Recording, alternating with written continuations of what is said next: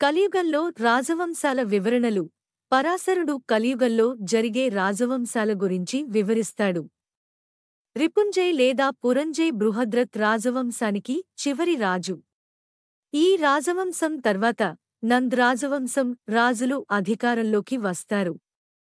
అప్పుడు చాణక్యుడు అనే దౌత్యవేత్త బ్రాహ్మణుడు ఈ వంశాన్ని నిర్మూలించి చంద్రగుప్త మౌర్యుని సింహాసనం చేస్తాడు. మౌర్య వంశంలో అశోక్వర్ధన్ అనే గొప్ప రాజు ఏర్పడతాడు. అతని తరువాత యవనులు 640 సంవత్సరాలు పాలించారు.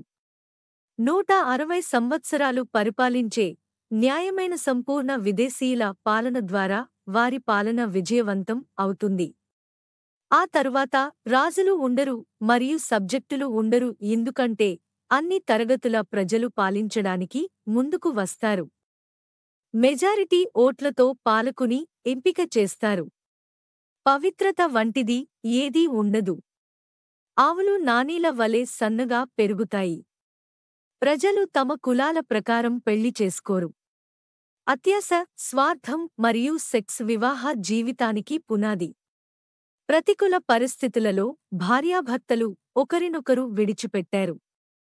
విధి, బాధ్యత మరియు ప్రవర్తన వంటివి ఏమీ ఉండవు. మహిళలకు జుట్టు ప్రధాన అలంకరణ వస్తువు. కలియుగంలో ప్రజలకు మత గ్రంథాల జ్ఞానం ఉండదు. మాట్లాడేతనం జ్ఞానంతో గుర్తించబడుతుంది. ఇతరుల జేబులను ఎంచుకునే వారు మాత్రమే తెలివైన వారిగా పరిగణించబడతారు. పిల్లలు తమ తల్లిదండ్రులను గౌరవించరు లేదా గౌరవించరు. పిల్లలు తల్లిదండ్రులతో సంబంధాలు కొనసాగించడం వారి వివాహం వరకు మాత్రమే, ఆ తర్వాత కాదు. అబ్బాయిలు తమ స్వంత తల్లిదండ్రుల పాదాలను తాకరు, కాని వారి తండ్రి మరియు అత్తగారికి పూర్తి గౌరవం ఇస్తారు, వారి స్వంత సోదరుడి కంటే బావవారికి ప్రియమైనవారు. పరాశరుడు ఇలా అంటాడు: కలియుగం దోషాల గని.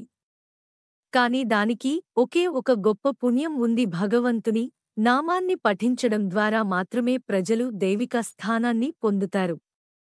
ఉద్దేశ్యం మరియు ప్రేరణతో సంబంధం లేకుండా భగవంతుని నామాన్ని పారాయణం చేయడం, అది ప్రేమ, ఎగతాళి, సోమరితనం లేదా దుష్టత్వం, ఒకరి పాపాలను నాశనం చేస్తుంది. కాని పాపాత్ములు కలియుగంలో చాలా కష్టమైన పనులను కూడా చేస్తారు, కాని వారు భగవంతుని నామాన్ని పఠించరు. వారికి ప్రభువు పట్ల ఆసక్తి ఉండదు. శబ్దం, స్పర్శ, అందం, సువాసన మొదలైన ఇంద్రియ విషయాలపై వారి ఆసక్తి ఎక్కువగా ఉంటుంది.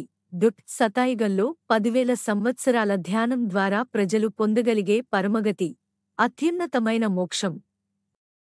త్రేతాయుగంలో 100 సంవత్సరాలు యాగం చేయడం ద్వారా మరియు ద్వాపరంలో 10 సంవత్సరాల పాటు భగవంతుని విగ్రహాన్ని ఆరాధించడం ద్వారా, కలియుగంలో భగవంతుని నామాన్ని ఒక పగలు మరియు ఒక రాత్రి నిరంతరం పఠించడం ద్వారా ఆ పరమ మోక్షం సులభంగా లభిస్తుంది. కాని ఇప్పటికీ కలియుగంలో ప్రజలకు భగవంతుని పేరు మీద విశ్వాసం ఉండదు. ఇది వారి దురదృష్టం. మీకు ఈ వీడియో నచ్చితే షేర్ చేయండి, లైక్ చేయండి, సబ్స్క్రైబ్ చేయండి.